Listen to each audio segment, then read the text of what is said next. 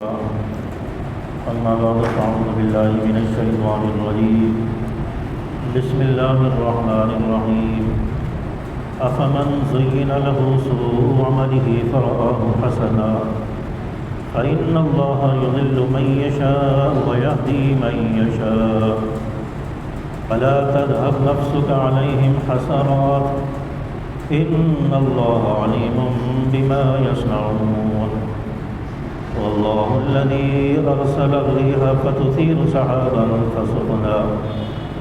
فسقناه إلى بلد ميت فأحيينا به الأرض بعد موتها كذلك النشور صدق الله العظيم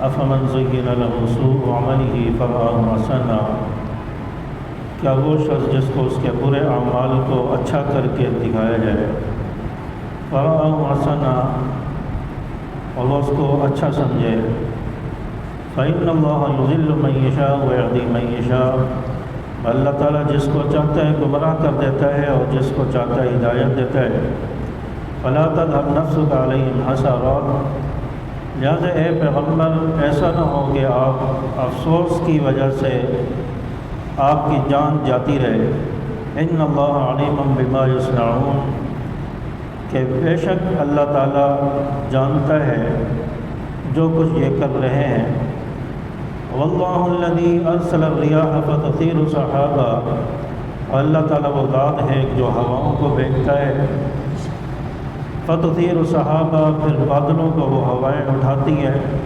فسقناہ الی بلد میت اور پھر ان کو ہنکایا جاتا ہے مردہ زمین کی طرف مردہ شہروں کی طرف فأحیینا بہ الارض بعد موتہا پھر اس زمین کے مردہ ہو جانے کے بعد اللہ اس کو زندہ کر دیتا ہے کذالک النشور اسی طرح اللہ تعالیٰ تمہیں بھی زندگی دے گا اس میں اللہ تبارک و تعالیٰ نے ہمیں یہ پیغام دیا ہے اور مشرکین مکہ کو بھی یہ پیغام تھا یہ آیتیں تو اس دور میں نازل ہوئی اور اس کے مخاطب مشرکین مکہ تھے لیکن اللہ تعالیٰ نے قرآن مجید کو چونکہ قیامت تک کے لیے یہ کتاب بنایا ہے تو قیامت تک آنے والے مسلمانوں کو یہ پیغام ہے کہ تمہارے اعمال جو ہے برے اعمال کو کوئی اچھا کر کے دکھا دے تو اس کا مطلب یہ نہیں ہوتا کہ وہ اچھے ہو گئے وہ نیک اعمال ہو گئے نہیں شیطان انسان کے برے اعمال کو اچھا کر کے دکھاتا ہے کہ یہ کام بھی کر لو یہ بھی دین کا کام ہے یہ کام کر لو یہ بھی نیکی کا کام ہے تو نیکی کا کام وہ ہوتا ہے کہ جس پر نبی کی مہر تصدیق لگی ہو جس پر نبی نے عمل کیا ہو صحابہ نے عمل کیا ہو قرآن و حدیث سے اس کا ثبوت ملتا ہو اگر اس کا ثبوت نہیں ملتا تو وہ نیک عمل نہیں ہے وہ دین نہیں ہے وہ پھر عبادت نہیں ہے تو شیطان بعض اعمال کو جو ہے انسانوں کو مزین کر کے خوبصورت کر کے دکھاتا ہے کہ یہ عمل بھی کر لو تو بڑے ثواب کا کام ہے بڑی نیکیاں ملیں گی یہ کر لو تو بڑا اچھا ہوگا جیسے ہمارے معاشرے کے اندر ہمارے دور کے اندر لوگوں کے ذہنوں کے اندر یہ باتیں ڈال دی گئیں توہمات ڈال دی گئے اور ایسی ایسی چیزیں اپنی طرف سے لوگوں نے بنا دی حقیقت سے ان کا کوئی تعلق نہیں ہے اب کسی کو اگر نظر لگ جاتی ہے تو اس کا تو شریعت میں علاج ہے روحانی دعائیں ہیں اور پچھلے درس میں بھی میں نے آیت بتائی تھی سورۃ القلم کی آخری آیت کہ یہ بھی نظر اتارنے کا جو ہے وظیفہ ہے نسخہ ہے علاج ہے تو لیکن لوگوں نے اپنی طرف سے ایک بنا لیا سنتے آئے لوگ بڑے بڑے لوگوں سے آباء و اجداد سے ایک غلط رسم چلی اور چلتے چلتے پھر آج تک چلی آ رہی ہے کسی کو نظر لگ جائے یا نظر سے بچانا ہو تو بھئی اس کے گلے میں کالا کپڑا ڈال دو جانور کے کو نظر نہ لگے گلے میں کالا جو ہے کپڑا ڈال دو نظر نہیں لگے گی تو کپڑا کیسے نظر سے بچائے گا تھوڑا انسان غور بھی کرے کپڑا کیسے نظر سے بچائے گا ہمیں نظر نہ لگ جائے، گاڑی کو حادثہ نہ ہو جائے تو گاڑی کے پیچھے ایک جوتا، چھوٹا سا جوتا لٹکا دو کہ گاڑی کو حادثہ نہیں ہوگا۔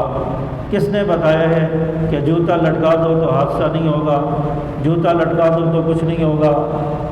تو سب سے قیمتی چیز تو انسان کی جان ہے، سب سے قیمتی تو انسان ہے، تو انسان پھر اپنے گلے میں بھی جوتا لٹکائے کہ بھئی میری جان نہ چلی جائے، مجھے کوئی حادثہ نہ پیش آ جائے۔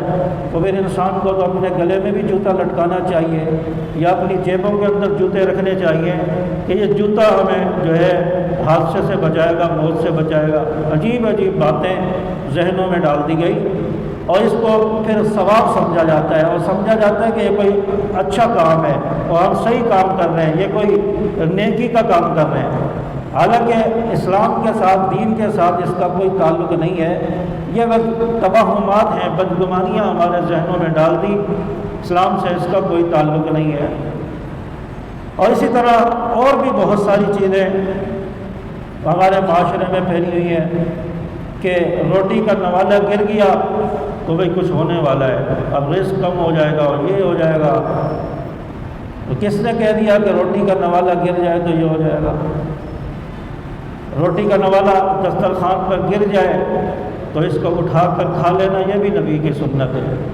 نبی کے ہاتھ سے بھی نوالہ گرا اور نبی نے اس روٹی کے نوالے کو دسترخوان سے اٹھا کر اس کو کھایا ہے۔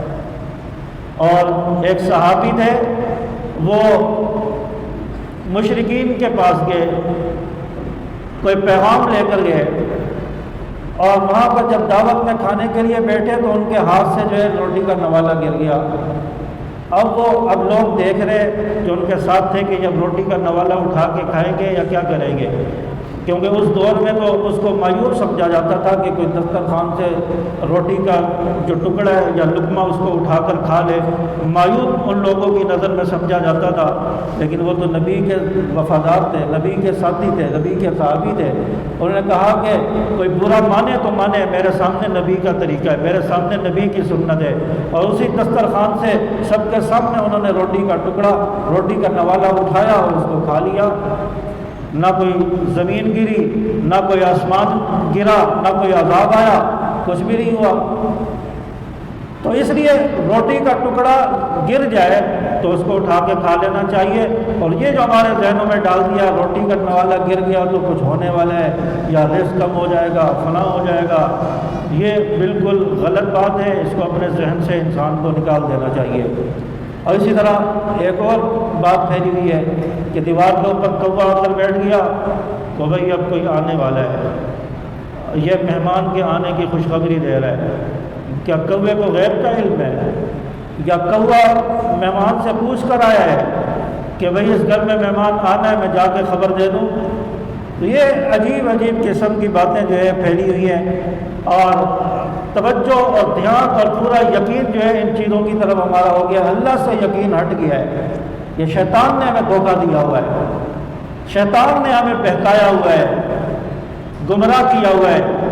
ان چیزوں کی طرف ہماری توجہ کروا کر اللہ کی طرف سے ہماری توجہ ہٹوا دی، اور یہ شیطان نے سب کچھ کیا اور برے کاموں کو مزین کر دیا، اچھا کر کے بتا دیا کہ یہ کام کرو تو ان کاموں سے بچ جاؤ گے۔ تو اس لیے شیطان جو ہے انسان کو دھوکہ دیتا ہے، شیطان انسان کو گمراہ کرنے کی کوشش کرتا ہے۔ یہی عقیدہ تو مشرکین کا تھا، یہی عقیدہ تو مشرکین مکہ کا بھی تھا کہ فلاں کام کرو گے تو جو ہے عذاب نہیں آئے گا، فلاں بت کے پاس چلے جاؤ تو وہ روزی دے گا، فلاں کے پاس نہیں گئے تو پھر روزی بند ہو جائے گی، اولاد نہیں ہوگی۔ تو یہ عقیدے تو مشرکین کے ہیں، مسلمان کو ان سے بچنا چاہیے، ان سے پرہیز کرنا چاہیے۔ اور اسی طرح ابھی محرم چل رہا ہے، یہ محرم کے 10 دنوں کے اندر جو ہے خرافات محرم کی، بھائی حلیم بناؤ، حلیم نہیں بنائی تو حضرت حسین ناراض ہو جائیں گے، حلیم نہیں بنائی تو روزی میں جو ہے بے برکتی ہو جائے گی۔ اور حلیم بنانے کو بعض لوگوں نے تو ثواب سمجھ لیا ہے، اور نہیں پکائیں گے تو پتہ نہیں آسمان زمین پہ گر جائے گا یا کیا ہو جائے گا۔ تو بھئی یہ حلیم بنانا محرم کے دنوں میں کوئی ثواب نہیں ہے، کوئی عبادت بھی نہیں ہے۔ اور حضرت حسین کا نام لیتے تو حضرت حسین نے بھی نہیں بنائی. حضرت حسین 3 دن تک بھوکے پیاسے رہے. یہ حلیم اور کھچڑے حضرت حسین رضی اللہ تعالیٰ عنہ یا ان کے خاندان یا ان کے بیٹوں اعلیٰ اولاد نے نہیں بنایا. یہ شربتیں وربتیں انہوں نے نہیں بنائے. وہاں پانی نہیں تھا 3 دن، تو وہ کیسے بناتے، وہ کیسے کھچڑے اور حلیمیں بناتے؟ تو یہ چیزیں ہمارے ذہنوں میں ڈال دی. اور غیر اللہ کے نام پر جو چیز پکائی جائے وہ ناجائز اور حرام ہوتی ہے. اور اللہ تعالیٰ نے قرآن پاک میں فرمایا ہے کہ یا ایھا الذین آمنوا لا تأکلوا الربا یا ایھا الذین آمنوا لا تأکلوا اموالکم بینکم بالباطل. جو باطل طریقے سے مال حاصل کیا جائے اس کو نہ کھایا جائے. باطل طریقہ یہی ہوتا ہے کہ جو اللہ کے نام کے علاوہ ہو. اللہ کے نام کے علاوہ جس چیز پر نام لیا جائے وہ پھر حرام ہو جاتی ہے. یہاں تک کہ قربانی کے جانور کے بارے میں بھی ہے. جانور حلال ہے لیکن اللہ کا نام نہیں لیا، جانور حرام ہو جائے گا، اس کا کھانا جائز نہیں ہے. اور یہ کھچڑے اور یہ حلیمیں حضرت حسین کے نام پر بنائی جاتی ہیں. سب کی زبانوں پر یہی ہوتا ہے کہ بھئی حضرت حسین کے نام پہ ہم بنا رہے ہیں، ان کی روح کو پہنچے گی، ان کی پیاس جو ہے بھوک ختم ہوگی. تو یہی تو غیر اللہ ہے، یہی تو غیر اللہ کے علاوہ کسی اور کے نام پر ہے. تو یہ کیسے کھانا جائز ہے؟ یہ تو حرام ہے. اور ہم مسلمان بڑے خوشی سے اور بڑے بھنگڑے ڈال کر اس کو بنا رہے ہوتے ہیں. پوری رات حلیمیں بناتے ہیں اور صبح فجر کی نماز بھی نہیں پڑھتے.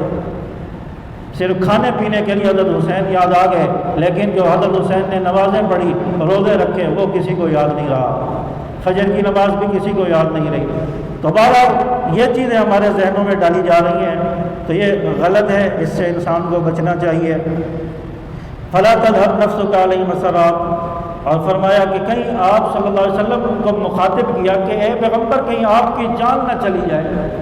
آپ صلی اللہ علیہ وسلم کفار کو تعلیم دے رہے ہیں، تبلیغ کر رہے ہیں، سمجھا رہے ہیں، لیکن مشرک نہیں مانتے.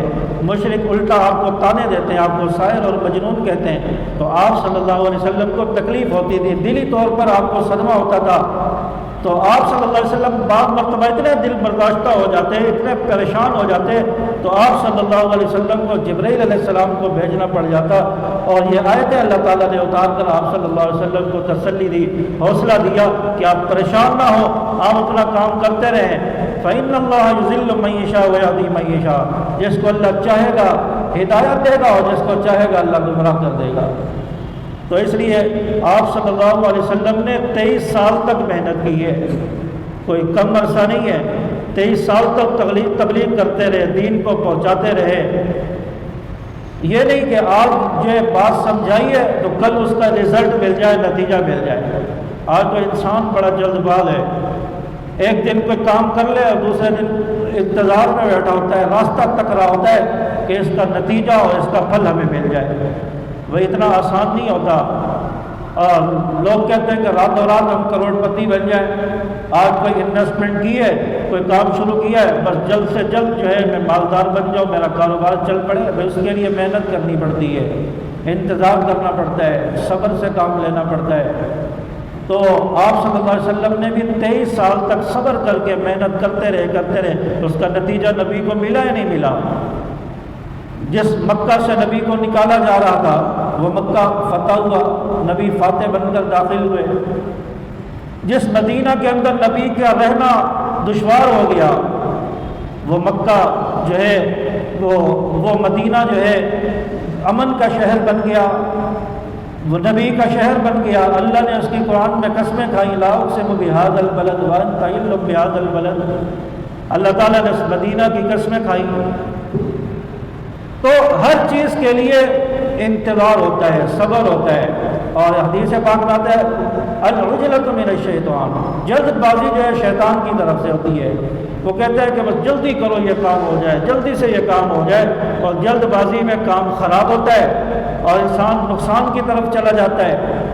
تو شیطان پھر انسان کو اس طرح نقصان پہنچاتا ہے، اس طرح پھر راہ راست سے ہٹانے کی کوشش کرتا ہے. تو اس لیے کوئی بھی کام انسان کرے تو اس میں صبر کے ساتھ اس کو پایہ تکمیل تک پہنچانے کی کوشش کرے.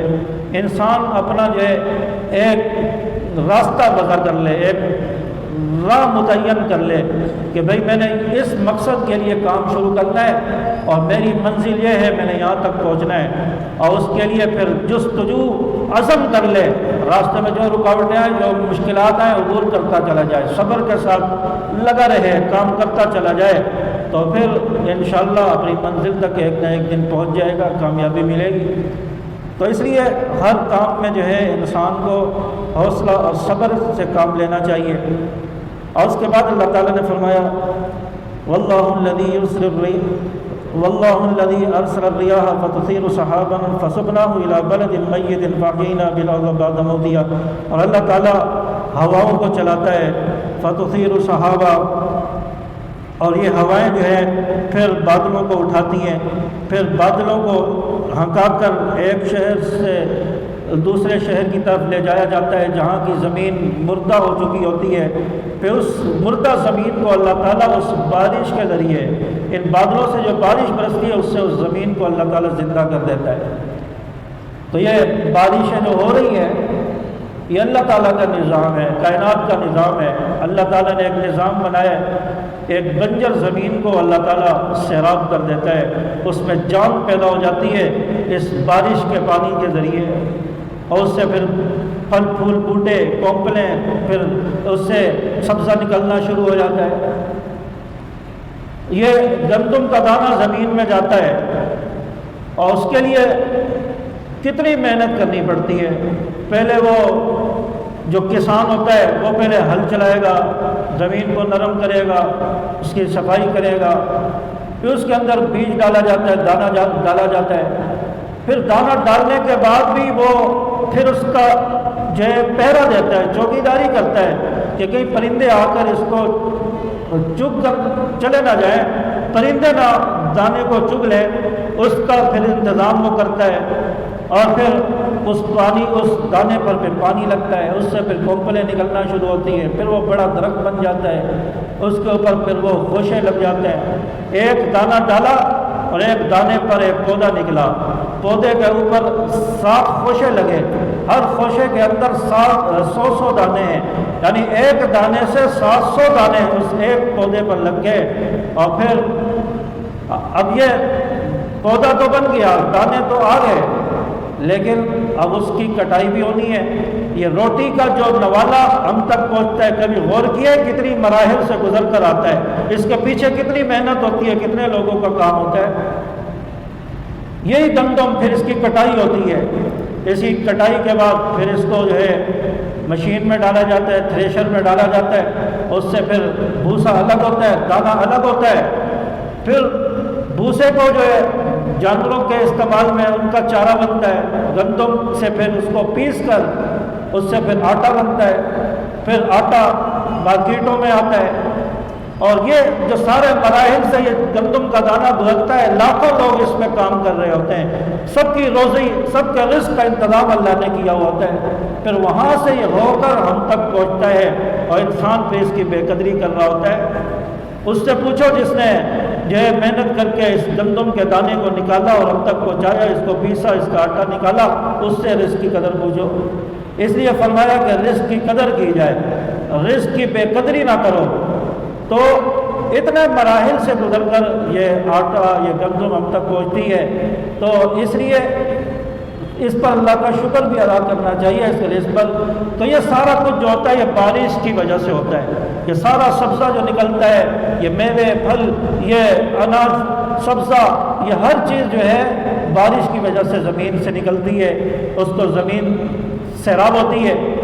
تو اللہ تعالیٰ نے بارش کا ایک نظام بنایا ہے، اور بارشیں بعض دفعہ پھر زیادہ بھی ہو جاتی ہیں، جیسے آج کل ہمارے ملک کا جو ماحول اور نظام اور حالات آپ کے سامنے ہیں، اور پنجاب کے اندر اور ادھر خیبر پختونخوا کا علاقہ ہے، پھر یہ کوئٹہ کے اندر، بلوچستان کے اندر، یہ چترال کی طرف اتنا انتہائی خطرناک قسم کا سیلاب آیا ہوا ہے، اور وہاں کے لوگوں نے بتایا ہے، اور بعض ویڈیوز اور وہ دیکھی ہیں میں نے جو میری نظر سے گزری، کہ پورے بستیاں ختم ہو گئی، پورے بستیاں اجڑ گئی، پورا جنگل بن گیا، ویران ہو گیا، پانی کی رفتار اور اس کی تیزی اتنی تھی کہ وہ سارے گھروں کو بہا کر لے گیا، پوری بستیوں کو بہا کر لے گیا، ایسی خطرناک حالت ہے۔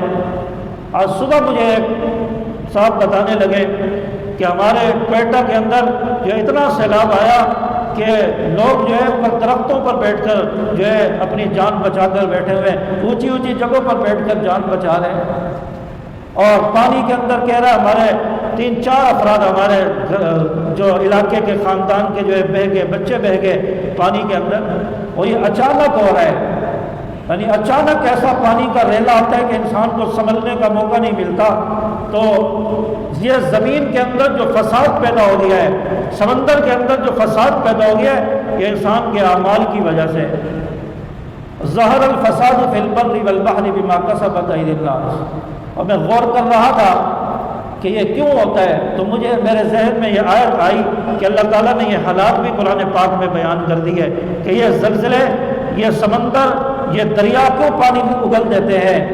ظہر الفساد فی البر، خشکی اور دریاؤں میں فساد برپا ہو گیا، بما کسبت ایدی الناس، جو کچھ لوگوں نے کمایا، لوگوں کے اعمال کی وجہ سے۔ لیذیقہم بعض الذی عملوا، تاکہ ان کے بعض اعمال کی وجہ سے ان کو اس کا مزہ، ان اعمال کا مزہ چکھایا جائے، سزا دی جائے۔ لعلہم یرجعون، تاکہ وہ واپس لوٹ آئیں، راہ ہدایت کی طرف لوٹ آئیں۔ تو یہ سب کچھ اعمال کا نتیجہ ہے، اور اس کی وجہ سے سیلاب آ رہا ہے، اور پانی کئی فٹ تک، 8-8 10-10 فٹ تک اونچا پانی ہے، یہاں تک کہ درخت بھی پانی کے اندر ہے، درختوں کو بھی پانی نے ڈبو دیا، کئی مویشی بہہ گئے، پورے بھینسیں، باڑوں میں جو بھینسیں تھی پوری کئی 100 بھینسیں بہہ گئی، دریاؤں میں بہتی ہوئی نظر آئی ہیں۔ وہاں پر کافی سارے ان علاقوں میں ہمارے لوگ پہنچے ہوئے ہیں، اور بڑا خطرناک حالات ہیں، اور اس پر اللہ سے توبہ بھی کرنی چاہیے، اور اللہ کی طرف انسان کو رجوع کرنا چاہیے۔ یہ اللہ کی طرف سے عذاب ہوتے ہیں، تو یہ ملک اس وقت بڑی مشکل حالات سے گزر رہا ہے، اور اس لیے یہ انسان کو متنبع کرنے کے لیے اللہ تعالیٰ یہ چیزیں بھیجتا ہے، اور اس پر اللہ تعالیٰ سے توبہ استغفار کرنا چاہیے۔ اللہ تبارک و تعالیٰ سے دعا ہے کہ پروردگار عالم ہمیں سمجھ عمل کی توفیق عطا فرمائے، اللہ پاک ہمارے گناہوں کو معاف فرمائے، اور ہر قسم کی آفات سے اللہ تعالیٰ ہم سب کی حفاظت فرمائے۔ وآخر دعوانا الحمدللہ رب العالمین۔